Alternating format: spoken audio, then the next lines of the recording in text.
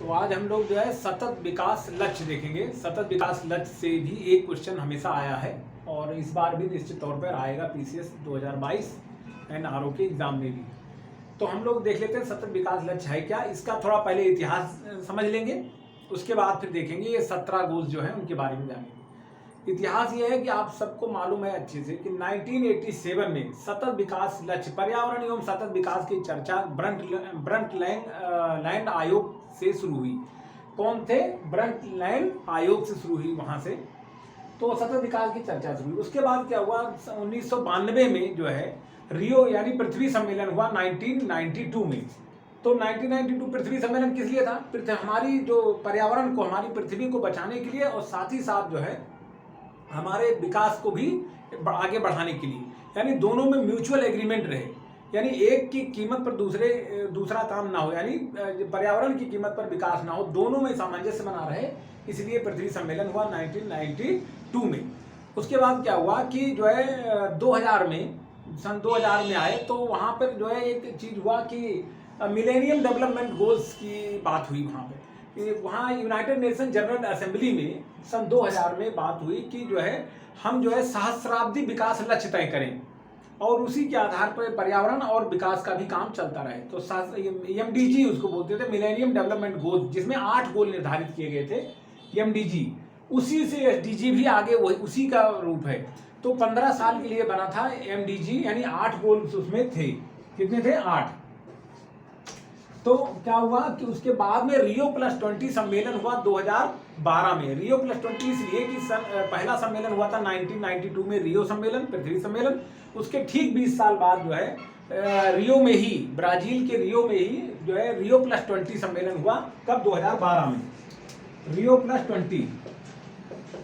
तो इसमें ये हुआ कि अब जो है जो पेरिस समझौता था, क्लाइमेट जो डील थी, जो अपना उसको भी जो है देखना था, आगे बढ़ाना था, और साथ साथ जो है मिलेनियम डेवलपमेंट गोल्स भी 2015 में खत्म हो रहे थे, इनका भी लक्ष्य पूरा हो रहा था। तो ये यहाँ बात हुई कि अब जो है हम लोग आगे बात करेंगे सतत विकास लक्ष्यों की बारे में। चर्चा यहाँ शुरू हो गई कि हम लोग अब सतत विकास लक्ष्यों का जो है निर्धारित करें और उन पे आगे बढ़ें। तो कब ये चर्चा मेन जो अब एसडीजी आया है, इसकी चर्चा हुई सन 2012 में कि अब इस पे जो है यूनाइटेड, जब ये रियो प्लस 20 सम्मेलन में, कि अब इस पे कोई ना कोई कमेटी बना के इस पे आगे बढ़ना चाहिए। तो 2000 जो क्या हुआ, यूएन ने, यूनाइटेड नेशन ने 2013 में एक कमेटी, 30 सदस्यीय कमेटी बनाई कि इसके बारे में कुछ विचार विमर्श आगे बढ़ाया जाए सतत विकास लक्ष्यों के बारे में, जो 2015 के आगे के लिए निर्धारित होंगे। क्योंकि एमडीजी तो मिलेनियम डेवलपमेंट गोल्स 15 तक के लिए थे, तो उसके आगे के लिए चर्चा शुरू हुई। फिर 2015 में आके इस पे जब जनवरी से ही चर्चा शुरू हो गई, 2015 में जनवरी से ही इस पर जो है विस्तार से चर्चा होने लगी यूनाइटेड नेशन में। सितंबर में आके ये तय हो गया कि हम जो है सतत विकास लक्ष्य 17 सतत विकास लक्ष्य रहेंगे, जिनको 2030 तक पूरा करेंगे। तो कब हुई जो है 2015 में ही तय हो गया कि 17 सतत विकास लक्ष्य यानी एसडीजी, सस्टेनेबल डेवलपमेंट गोल्स 17 तय किए गए और इनके एसोसिएटेड गोल्स तय किए गए 169। 17 मुख्य जो है गोल थे, लक्ष्य थे, और सहायक लक्ष्य हुए कितने? 169। जैसे मिलेनियम डेवलपमेंट गोल्स में 8 थे और उसके सहायक थे 18, उसी तरह जब सस्टेनेबल डेवलपमेंट गोल्स की बात हुई 2015 में, सितंबर में तय हो गया 17 मुख्य लक्ष्य निर्धारित किए गए, 169 सहायक लक्ष्य निर्धारित किए गए, जिनको प्राप्त करना है कब तक? 2030 तक।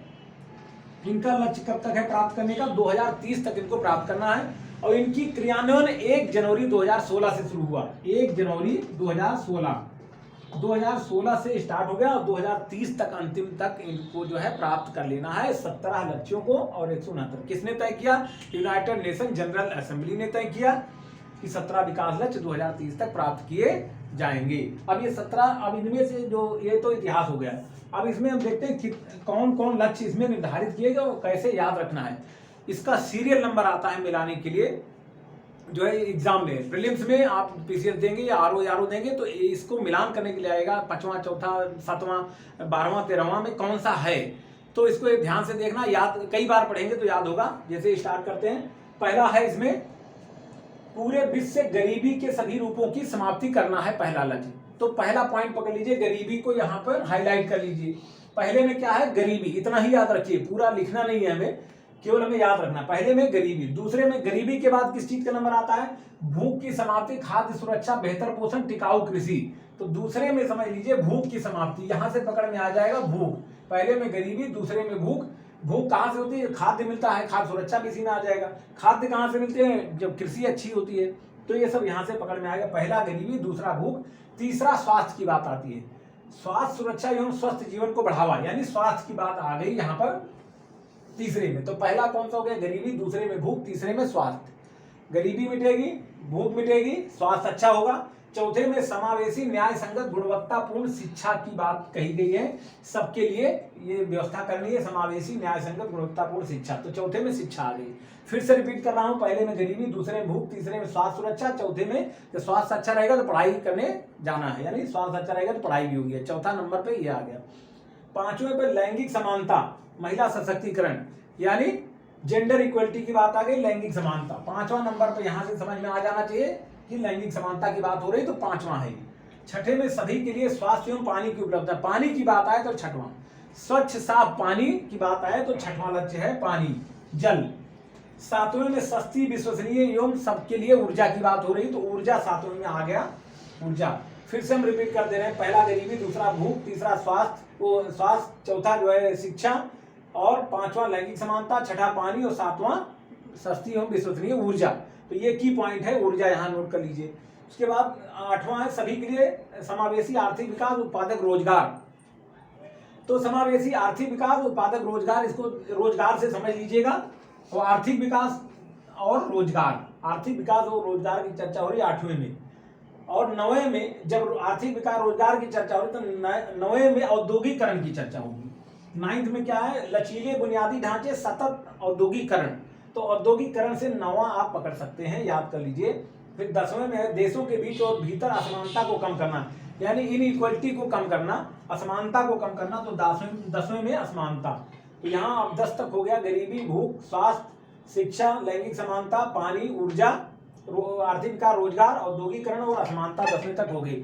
अब हम लोग 11 से लेकर के 17 तक देखते हैं। तो ये 11वां हम लोग देखते हैं। 11वां है शहरों एवं मानव बस्तियों का समावेशी एवं सुरक्षित बनाना। तो शहरों की बात आती है, यहां से आप पकड़ लीजिए, शहर और मानव बस्तियों को सुरक्षित और समावेशी बनाना, ये 11वां हो जाएगा। आप 12 में आ जाइए, उत्पादन और उपभोग पैटर्न को टिकाऊ बनाना। जो हमारा जो प्रोडक्शन सिस्टम है, जो हमारा कंज्यूमर पैटर्न है, इनको दोनों को, उत्पादन और उपभोग की बात आती है, ये हो जाती है 12वें में। इसको आप समझ लीजिए।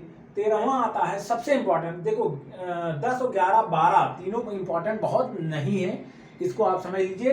13 लेकिन बहुत ज्यादा इंपॉर्टेंट है, जलवायु परिवर्तन प्रभावों से निपटने के लिए तत्काल कार्रवाई सुनिश्चित करना, यानी जलवायु परिवर्तन के प्रभावों की बात हो रही, जलवायु परिवर्तन 13 में आता है। इसको आप मेंस में भी लिख सकते हैं, जब क्लाइमेट की कहीं बात आए, जलवायु परिवर्तन, क्लाइमेट चेंज की बात आए, तो हमारे लिख दीजिए कि सस्टेनेबल डेवलपमेंट के लक्ष्य नंबर 13 में लिखा कि यूनाइटेड नेशन जनरल असेंबली ने, यूनाइटेड नेशन संयुक्त राष्ट्र ने तय किया है जलवायु परिवर्तन के प्रभावों को निपटने के लिए तत्काल कार्रवाई करना, उसी क्रम में ये सब किया जा रहा है। तो आप जो है मेंस में भी लिख सकते हैं। 14 है टिकाऊ विकास के लिए महासागरों, समुद्री संसाधन का संरक्षण, ये भी बहुत इंपॉर्टेंट है। महासागर और समुद्र की बात आती है 14 नंबर में।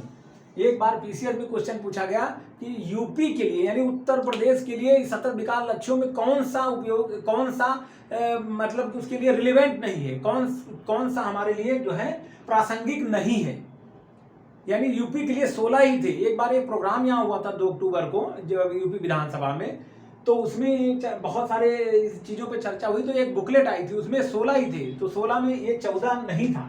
14 इसलिए नहीं था, मैं डिटेल में बता दे रहा हूँ, क्वेश्चन पूछा जा चुका है, ध्यान रखिएगा, क्योंकि ना तो यहाँ महासागर है, ना समुद्री संसाधन है हमारे यूपी में, इसीलिए 14 हुए कि हमारे यहाँ कोई प्रासंगिकता नहीं है। यानी यूपी में चर्चा हुई थी सतत विकास लक्ष्यों के ऊपर, एक बार सत्र हुआ है हमारे विधानसभा में, एक बार सत्र हुआ सतत विकास लक्ष्यों की कहाँ तक पाया गया उसकी समीक्षा के लिए, उस पर चर्चा हुई। तो उसमें एक बुकलेट छपी थी, उसमें 16 ही थे, क्योंकि महासागरों समुद्री संसाधन जो हमारा यहाँ 14वां है, इसके लिए कोई जरूरत यूपी में नहीं है, ना यहाँ समुद्र है। अगर किसी ने देखा हो तो चले जाइए। अब आते हैं 15 नंबर, पारिस्थितिकी प्रणाली, जंगलों, जैव विविधता के नुकसान को रोकना। तो पारिस्थितिकी प्रणाली, जंगलों जैव विविधता के नुकसान को रोकना ये है आपका 15 में।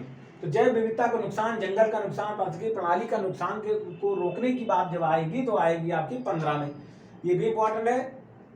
16-17 ज्यादा इंपॉर्टेंट नहीं है, फिर भी देख लीजिए। समावेशी शांतिपूर्ण समाज को बढ़ावा, सभी के लिए न्याय, यानी शांतिपूर्ण समाज की बात हो रही, समावेशी समाज, सबके लिए न्याय की बात हो रही। ये आपकी आ गई 16 में। जब समाज पे कोई चीज आप लिखते हैं, निबंध लिखें, या आप सोसाइटी का जो है फर्स्ट पेपर में सोसाइटी संबंधित क्वेश्चन रहता है, वहां सस्टेनेबल डेवलपमेंट गोल 16 की चर्चा कर सकते हैं। 17 में वैश्विक भागीदारी को पुनर्जीवित करना और ये सतत विकास लक्ष्य को प्राप्त करने के लिए जो संसाधन है उनकी भी बात इसमें की गई है, उनके लिए सब लोग भागीदारी करके इनको प्राप्त करें। तो कितने लक्ष्य हैं? 17 हैं। उप लक्ष्य कितने हैं? 169 हैं। कब डिसाइड हुआ? सितंबर 2015 में। कब तक प्राप्त करना है? 2030 तक। इसकी कार्यान्वयन की अवधि स्टार्ट कब से हुई? 1 जनवरी 2016 से। इसकी जो है शुरुआत जो है रियो +20 सम्मेलन में, वहीं से इसकी चर्चा शुरुआत हुई और सितंबर 2015 में ये फाइनलाइज किए गए यूनाइटेड नेशन जनरल असेंबली द्वारा। तो ये सतत विकास लक्ष्यों के बारे में पूरी स्टोरी हो गई। यहाँ से इतनी स्टोरी कितनी भी हो जाए, मेंस में काम आएगा तो आएगा ही। प्री के लिए एक क्वेश्चन यहाँ से तय है, आप लोग जो एग्जाम देकर आइएगा तो देखिएगा। तो थैंक यू वेरी मच, आप लोग याद कर लीजिए इसको।